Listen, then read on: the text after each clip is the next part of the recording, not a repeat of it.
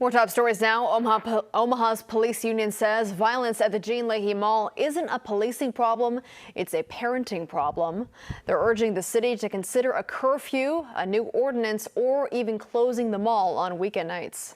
A former Gretna preschool teacher has her bond set at $75,000. Tammy Haber is accused of child abuse and involving a student in her former classroom. If she is convicted, she could face up to 3 years behind bars. Omaha police say crime in the city is at historic lows. They reported 10% drop last year and another 14% so far this year.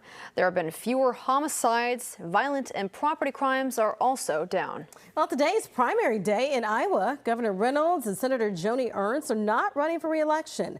Polls open at 7 this morning. In just a few minutes, they close at 8 p.m.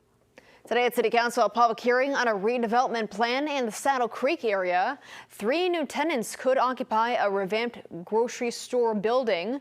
There's also plans to build a 138-unit apartment complex. Mayor John Ewing will announce his Youth Advisory Council for the upcoming school year today. They'll work to identify challenges and solutions around local issues.